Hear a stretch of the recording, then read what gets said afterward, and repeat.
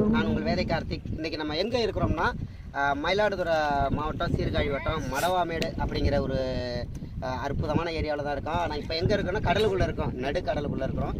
எதுக்காகனா இன்றைக்கி அந்த கோயில் ஃபங்க்ஷனுக்காக, குட்டியாண்டவர் கோயில் ஃபங்க்ஷனுக்காக நம்ம வேதை பிக்கப் ஆய்ஸ் யூனிட்லேருந்து ப்ரோக்ராம் பண்ண வந்தோம், மார்னிங் ப்ரோக்ராம் பண்ண வந்தோம்.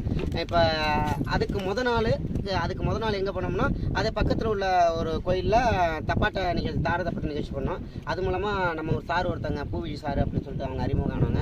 அவங்க ரொம்ப நெருக்கமான நண்பராகிட்டாங்க. இப்போ அவங்க என்ன பண்ணாங்க, அவங்களோட சொந்த போட்டில் நம்மளை வந்து இப்போ கடலுக்கு அழைச்சிட்டு வந்திருக்காங்க சுற்றி பார்க்கறதுக்காக. இப்போ நம்ம நடுக்கடலில் தான் இருந்துக்கிட்டு சாரை ஒரு சின்னதாக பேட்டி எடுக்க போகிறோம். பார்க்கலாமா சார்? வணக்கம் சார் தான் பூவிஜி சார். அவங்கள இன்ட்ரடியூஸ் பண்ணுவாங்க, என்ன ஒர்க் பண்ணுறாங்க, இது என்ன பர்பஸ்க்காக நாங்கள் வந்திருக்கோம் அப்படிங்கிறத நான் உங்கள்கிட்ட பிறகு சொல்கிறேன். சார் இப்போ நீங்கள் இப்போ மடவாமேட்டில் இருக்கீங்க சார். இப்போ நீங்கள் என்ன ஒர்க் பண்ணிகிட்டு இருக்கீங்க சார்? எனக்கு தொழில் வந்து இப்போ வந்து சார். சரிங்க சார். மீன்பிடி தொழில். இப்போ இது வந்து எங்களை வந்து கூப்பிட்டு வந்திருக்கீங்க. நாங்கள் கடலுக்குள்ளே முதல்ல உண்மையை சொல்ல போனால் முதல்ல இன்றைக்கி தான் நாங்கள் கடலுக்குள்ளே வந்திருக்கிறோம் போட்டில். அதே ஒரு இப்போ இந்த ஷேக்காகலும் ஒரு மிகப்பெரிய பிரமிப்பாக இருக்குது. எங்கள் யூனிட்டில் கொஞ்சம் பேர் எல்லாமே வந்திருக்கோம், பாடகர் பாடகி, இன்ஸ்ட்ருமெண்ட் பிளேயர் எல்லாருமே வந்திருக்கிறோம். சார் தான் கூப்பிட்டு வந்திருக்காங்க. சாரும் சும்மா இல்லை, எங்களுக்கு இங்கே எதுவும் வாமிட் வருமோ அப்படிங்கிறதுக்காக ப்ரிகாஷனரியாக கூல்ட்ரிங்க்ஸு, வாட்டர் பாட்டில் இதை மாதிரிலாம் அரேஞ்ச் பண்ணி தான் கூப்பிட்டு வந்தாங்க. இங்கே வந்து மடவாமேட்டில் வந்து ஒரு மிகப்பெரிய பொக்கிஷம் பூவிஜி சார் கூப்பிட்டு வந்திருக்காங்க. இப்போ நம்ம அவங்ககிட்ட தான் பேட்டி எடுக்க போகிறோம். இது நம்மளோட யூடியூப் சேனல்லையும் ஃபேஸ்புக்லேயும் பதிவிட போகிறோம். சார் இப்போ இந்த கடலில் இருக்குங்களா சார், இது வந்து நீங்கள் எத்தனை வருஷமாக சார் இந்த ப்ரொஃபஷனில் இருக்கீங்க? கடலில் வருஷமாக இருக்கேன். அதுக்கு முன்னால் எங்கள் தாத்தா, எங்கள் அப்பா, கண்டிப்பாக எங்கள் தாத்தா எங்கள் அப்பா எல்லாம் இருந்திருக்காங்க. இப்போ பாரம்பரியமாக இருந்திருக்காங்க. அதுதான் எங்கள் தொழில். ஒரு நாளைக்கு நாங்கள் கடலுக்கு போனால் தான் எங்களுக்கு வந்து ஒரு 500 கிடைக்கும். அதை வச்சு தான் நாங்கள் குடும்பமே எல்லாமே பார்ப்போம். இதுதான் எங்களுக்கு தொழில். சார் இப்போ இந்த தொழிலில் இருக்குல்ல சார், இதில் நீங்கள் கடலுக்குள்ளே வந்தீங்கன்னா இது எந்த அளவுக்கு நீங்கள் ரிஸ்கியாக ஃபீல் பண்ணுறீங்க?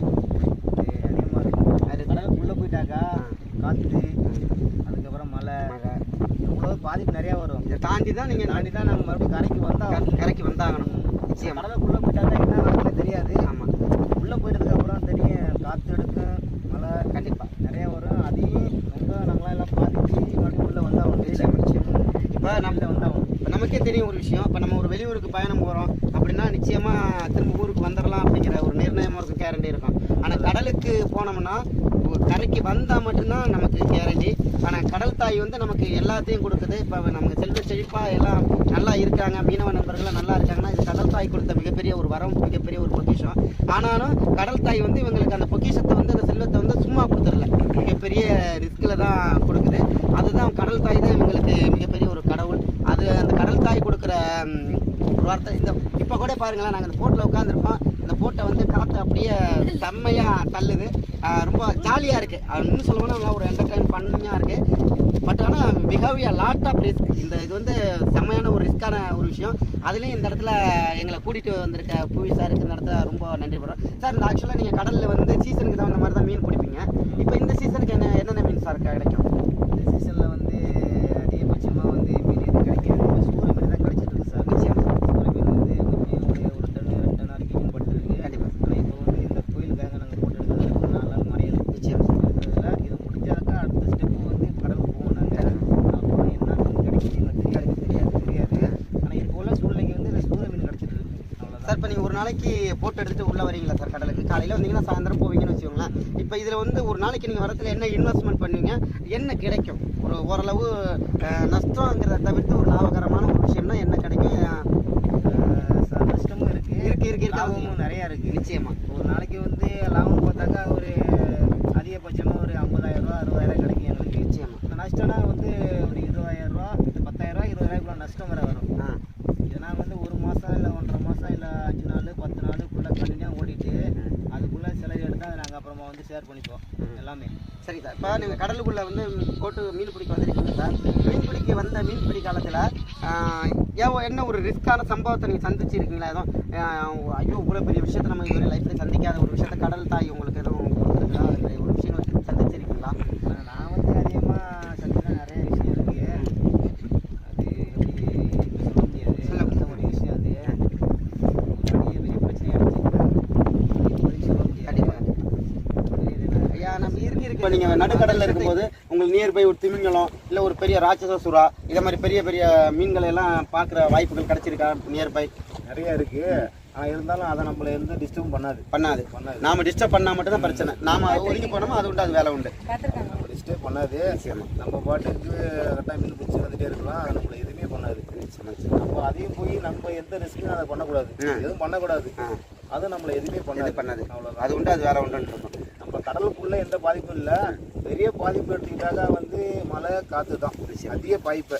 அதுக்கப்புறம் எந்த பாதிப்பும் இருக்குது கடலில். இப்போ கரையில இருந்து வரும்போது அலைகள் பெருசாக இருந்துச்சு சார். நான் கேள்விப்பட்ட சின்ன பிள்ளையில கேள்விப்பட்ட விஷயங்கள், நடுக்கடலுக்கு போனால் இந்த அலைகள் வந்து இருக்காது, அப்படியே காமாக இருக்கும் அப்படின்னு சொல்கிறாங்க. தரமாக நம்ம மண் தரையில் இருக்க மாதிரி இருக்கும், கடல் இருக்கும் அப்படிங்கிறாங்க. காற்று இல்லாமல் அது உண்மைதானா? காற்று அதிகமாக இருந்தால் அந்த கடல் மண்ணோட சீற்றல் கொஞ்சம் அதிகமாக இருக்குது சார். காற்று கம்மியாக இருந்தால் அந்த கடலோட சீற்றம் ரொம்ப குறைஞ்சிடும். நம்ம உள்ள எங்கே வேணால் போயிட்டு வரலாம். கண்டிப்பாக. ஆனால் ஒரு சில நாளில் தான் அந்த மாதிரி இருக்கு. ஆனால் இப்போ உள்ள இதுக்கு அந்த மாதிரி இருக்காது. சில காற்று அதிகமாக வந்தாக்கா அந்த மாதிரி கடல் சீற்றம் வந்து கொஞ்சம் அதிகமாக தான் இருக்கும். இப்போதைக்கு இல்லை சார். இப்போ ஒரு முக்கியமான விஷயம் சார். இப்போ நீங்கள் காலையில் போட்டு எடுத்துகிட்டு கடலுக்கு வர்றீங்க, வந்துட்டிங்கன்னா இப்போ காலையில் வந்துட்டீங்கன்னா ஒரு 3 மணிக்குள்ள கரை ஏறிடணும். அதுதான் முறைப்படி. அப்படி இன்கேஸ் நீங்கள் 3 மணிக்கு கரைக்கு போக முடியலன்னா உங்கள் கரையில் இருக்கிற உங்களோட சக தோழர்கள் உங்களை எப்படி ஐடென்டிஃபை பண்ணுவாங்க? ஐ மீன் உங்களை எப்படி அலர்ட் பண்ணுவாங்க? அதுக்கான எதுவும் இப்போ அட்வான்டேஜ் நிறையா இருக்குது சார். இருக்குங்களா? நிறையா இருக்குது. நம்ம ஃபோன்லேயே பார்த்துலாம். இந்த மாதிரி எங்கே இருக்கோம், நம்ம எந்த திசையில் இருக்கோம், நம்ம எவ்வளோ தூரத்தில் இருக்கோம், அதை ஃபோன்லேயே பார்த்துப்போம். அதுக்கு தகுந்த மாதிரி நாங்கள் வந்து கனெக்ட் வந்துடுவோம். அதே மாதிரியே கரைக்குள்ள நடக்கிறது வந்து நண்பர் சொல்லிவிடுவாங்க, இந்த மாதிரி கடல் சீற்றம் அதிகமாக இருக்குது, நீங்கள் என்ன முன்கூட்டியே வந்துடுங்க அப்படின்னு சொல்லிவிடுவாங்க. அவங்க என்ன பண்ணுவாங்க, அதுக்கு தகுந்த மாதிரி நாங்கள் உள்ளே வந்துடுவோம். இப்போ ஆக்சுவலாக வந்து இப்போ கடல்ல இருந்து ஒரு பர்டிகுலர் டிஸ்டன்ஸில் இதோட டவரோட ஃப்ரீக்வன்சி கிடைக்கும். இப்போ அதுக்கு அந்தாண்ட நீங்கள் தாண்டி போகும்போது அதே மாதிரி ஒரு நிகழ்வு வரும்போது நீங்கள் அதை எப்படி ஐடென்டிஃபை பண்ணுவீங்க? அதுக்கு ரொம்ப தூரம் போக மாட்டோம் சார் நாங்கள். ஆனால் ஒரு சிலவங்க வந்து இந்த டவர் வச்சுருக்கவங்க போயிடுவாங்க. டவர் கிடைக்க நாங்கள் போகிறோம்னா ஒரு கம்மியாக பார்த்தாலும் ஒரு 30 கிலோமீட்டர் இல்லை ஒரு 20 கிலோமீட்டர் உள்ளே போவோம். எங்களுக்கு டவர் கிடைக்கிறது அதுக்கு ரொம்ப தூரம். அதுக்கு ஃப்ரீக்வன்சி ரேஞ்ச் இல்லைன்னா நீங்கள் போக மாட்டோம். இப்போ ஆக்சுவலாக பெரிய பெரிய லான்ச் போட்டெல்லாம் நம்ம பார்த்தோம்ல, அதுல எல்லாம் டவர் சிஸ்டம் சார் இருக்கும். அவங்கள்ட்ட இருக்கு. அவங்க எங்கே போனாலும் அவங்க டவர் கிடைக்கும். இங்கே கரையை உள்ள ப்ராப்ளம் கூட அவங்க சொல்லிடுவாங்க. அதுக்கு தகுந்த மாதிரி அவங்களும் அதில் ஐடென்டிஃபை பண்ணிப்பாங்க, கரையை வந்துடுவாங்க. இப்போ நம்ம இந்த இடத்துல நிற்கிறோம்ல சார், அந்த இடத்துல நீங்கள் ஒரு வலையை விரிக்கிறீங்க. வலையை விரிக்கிறீங்க, அந்த இடத்துல மீன் இருக்குன்னு தெரிஞ்சுதான் விரிப்பீங்களா? இல்லை இப்போ சும்மா வலையை விரிச்சா மீன் அமுட்டுக்கும் அப்படிங்கிற மாதிரி? சார் மேலே வந்து நம்ம என்ன பண்ணுவோம், இப்போ கண்ணாடிக்கிறதா இதில் வந்து மீன் அப்படியே ஒரு மாப்பா வரும் சார். அது எல்லாத்துக்கும் தெரியும், உங்களுக்கே தெரியும். அந்த மாப்பை என்ன பண்ணுவோம், அப்படியே ரவுண்டாக நாங்கள் வந்து வலையை போடுவோம். மீன்கள் வந்து கூட்டமாக இருக்கும்போது அதை ஐடென்டிஃபை பண்ணி நீங்கள் வலையை போடுவீங்க. ரவுண்டாக வலையை போடுவோம். அதில் வந்து மீன் இப்போ நீங்கள் வலை போட்டிங்கன்னா எவ்வளோ நேரம் வலை வந்து கடலுக்குள்ளே இருக்கணும்? அதிகபட்சமாக ஒரு 1 ஹவர் இருக்கும் சார். 1 ஹவர் போட்டோம்னா நீங்கள் இழுத்தீங்கன்னா அது மீன் வந்துடும், எடுத்து வந்துடுவீங்க. அதுக்குள்ளேயே அந்த மீன் ஃபுல்லாக போய் வலையில் சிக்கிக்க நாங்கள் அதை அப்படியே ஆக்சுவலாக இப்போ இந்த போட்டு நம்ம இது சின்ன போட்டா பெரிய போட்டா சார்? இது சின்ன போட்டு. இது வந்து ஃபைபர் போட்டு, சின்ன போட்டு. இதில் வந்து நீங்கள் எவ்வளோ மீனோட கெப்பாசிட்டி ஒரு நாளைக்கு வந்துட்டு போனீங்கன்னா நார்மலாக என்னைக்கு டெய்லி ஒரே மாதிரி கிடைக்காது. நார்மலானா எவ்வளோ மீன் கிடைக்கும்? இப்போ உள்ள சீசனுக்கு தகுந்த மாதிரி சொல்கிறேன். இப்போ உள்ள கம்மியாக பார்த்தாலும் ஒரு அதிகபட்சமாக என்ன தொழில்னா இதான் சொன்ன சூற மீன் தான் கிடைச்சி. ஒரு 2 டன் 3 டன் கிடைச்சிருக்கு சூற மீன். இதுதான் எங்களுக்கு தொழில். இப்போ இதில் 2 டன் மீன் தான் சார் இதெல்லாம். ஒரு டன்னு இருக்கும் அதிகபட்சமாக. அதுக்கு மேலே ஏற்ற முடியாது இதில். ஆனால் நீங்கள் சொன்னங்களே பெரிய போட்டு, அதில் வந்து ஏற்றலாம். இப்போ இது இந்த வலையை நீங்கள் இந்த போட்டிலேருந்து போடுற வலையில் 1 டன்னுக்கு மேலே ஒரு மீன் மாட்டிக்கிச்சின்னு வச்சுக்கோம். அப்படின்னா இதை நீங்கள் எப்படி எடுத்துகிட்டு வருவீங்க கிடைக்கும்? அதான் நாங்கள் வந்து ஒரு 5 போட்டு எடுத்துகிட்டு போவோம் சார். அது ஒரு வலைக்கு வந்து 5 போட்டு எடுத்துகிட்டு போவோம். அந்த மீனை வந்து 5 புள்ளையே ஷேர் பண்ணிட்டு அதில் எவ்வளோ இருக்கோ அந்த மீனை எல்லாத்தையுமே அந்த 5 புள்ளையே ஷேர் பண்ணிப்போம். ஷேர் பண்ணிவிட்டு எல்லாமே நாங்கள் கடைக்கு வந்துடுவோம். இப்போ ஃபார் எக்ஸாம்பிள் இப்போ நம்ம அந்த கடலில் இருக்கோம், இந்த இன்ஜின் ஃபால்ட்டுன்னு வைங்களேன். இதை நீங்கள் எப்படி நம்ம இங்கேயே இப்போ ஒரு ரெடிமேடாக நம்ம ரெடி பண்ணிட்டு போயிடலாமா? இல்லை ஒரு வேளை இதை ரெடி பண்ண முடியலைன்னா கரையிலேருந்து வந்து ஹெல்ப் பண்ணுறதுக்கான சுச்சுவேஷன் எல்லாமே இருக்குது சார்.